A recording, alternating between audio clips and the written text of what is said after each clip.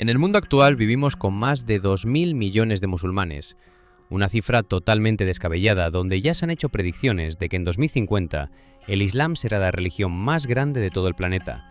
Y sabiendo estos datos, muchos países deciden mirar para el otro lado y no aceptar a musulmanes.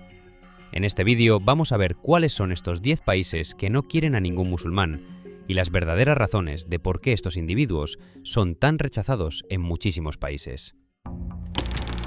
El análisis inicia en dos de las sociedades más homogéneas y desarrolladas del mundo, donde la presencia musulmana es mínima y la diversidad religiosa apenas tiene espacio en la vida cotidiana.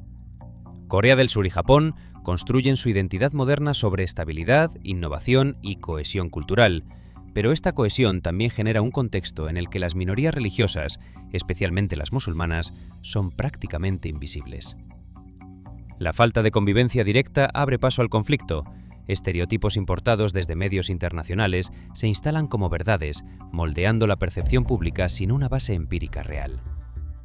En Corea del Sur, la reacción negativa ante la llegada de refugiados yemeníes en 2018 evidenció una percepción alimentada por el miedo más que por la experiencia.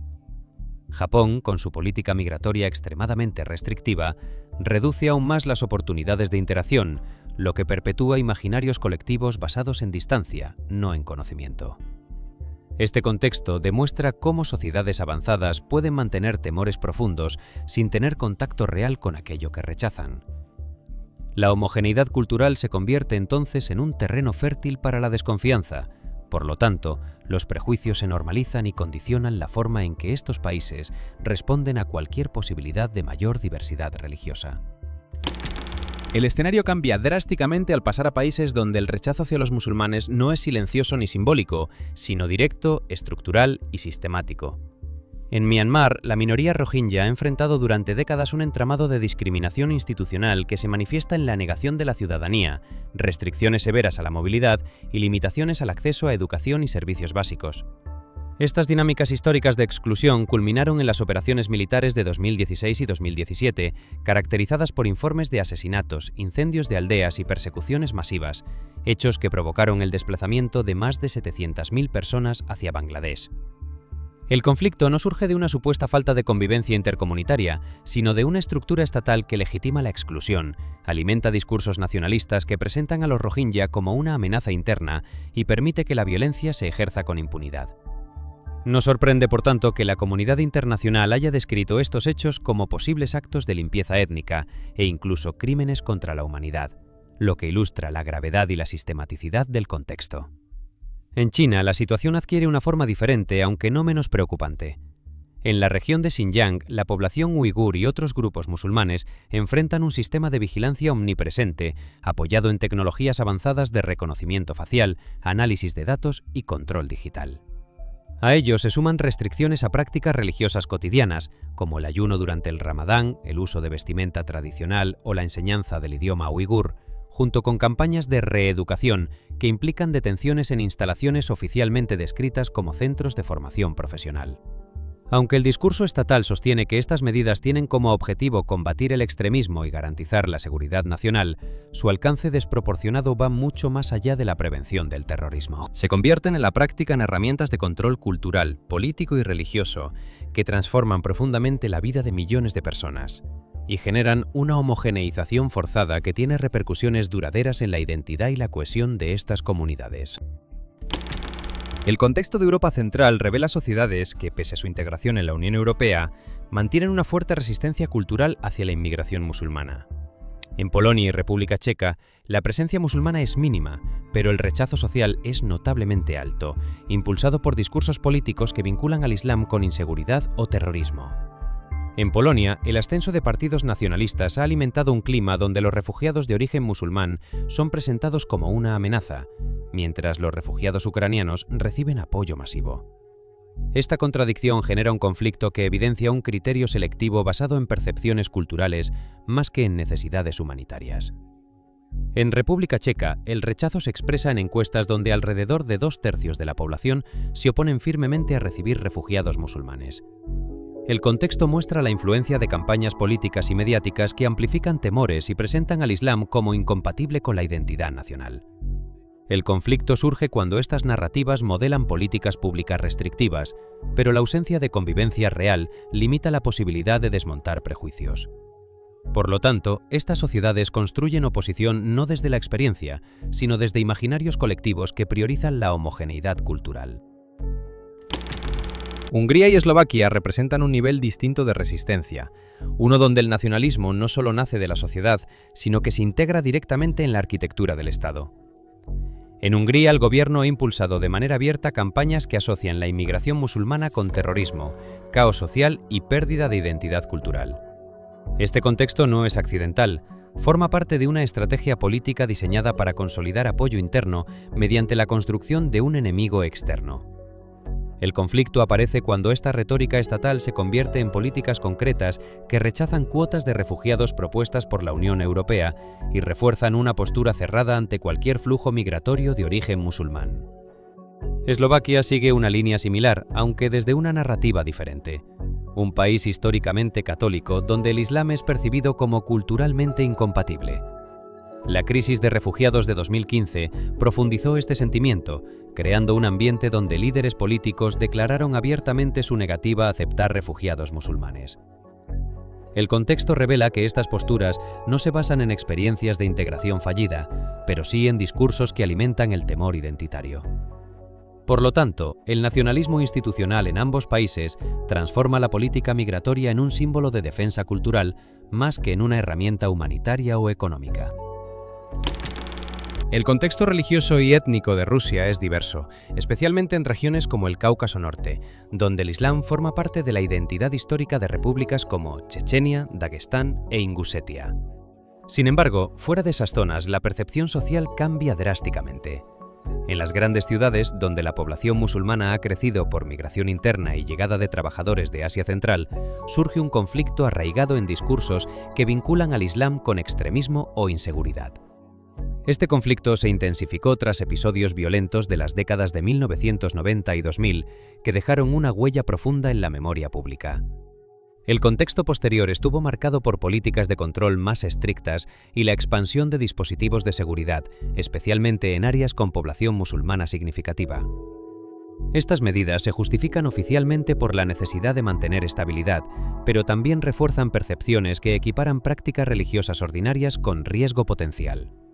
Por lo tanto, la frontera entre vigilancia legítima y estigmatización colectiva se vuelve difusa, creando un ambiente donde muchos musulmanes enfrentan controles, prejuicios y vigilancia ampliada sin distinción individual de conducta. El contexto en Corea del Norte está determinado por un sistema político que elimina cualquier forma de pluralidad religiosa. El Estado se define a través de una ideología oficial que combina elementos del yuche, el liderazgo del partido y la dinastía gobernante. En este entorno, cualquier práctica de fe, incluyendo el Islam, es considerada una amenaza directa a la cohesión del régimen.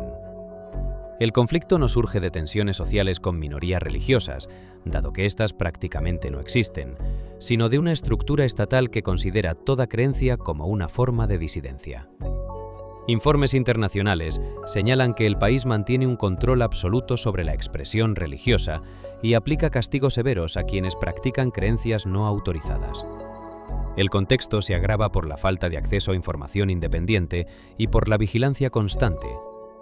En este escenario, un musulmán, de existir, se enfrentaría a las mismas condiciones extremas que enfrentan creyentes de otras religiones prohibidas.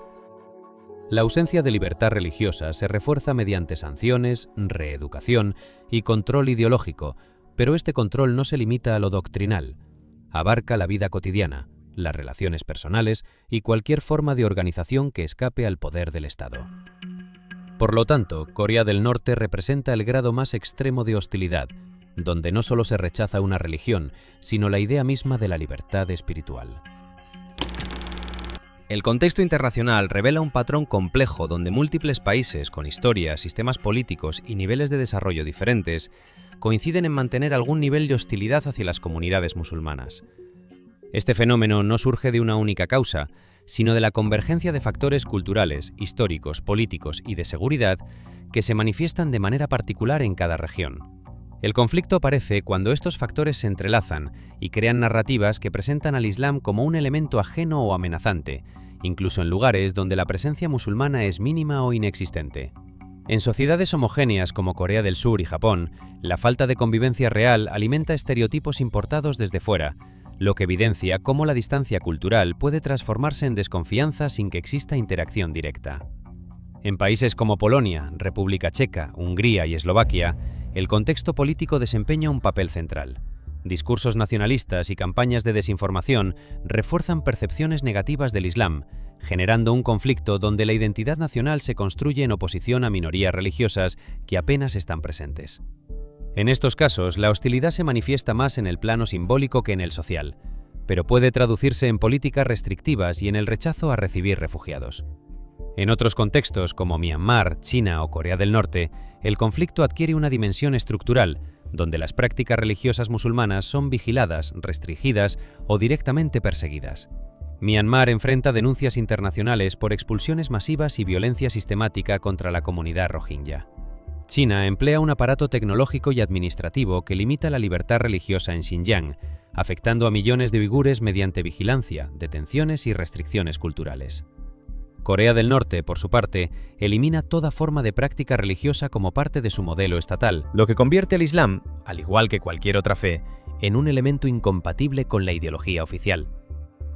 El contraste entre estos países muestra que la hostilidad tiene distintos niveles de intensidad, pero comparte un origen común en el uso del miedo como herramienta para justificar control social, rechazo cultural o políticas represivas.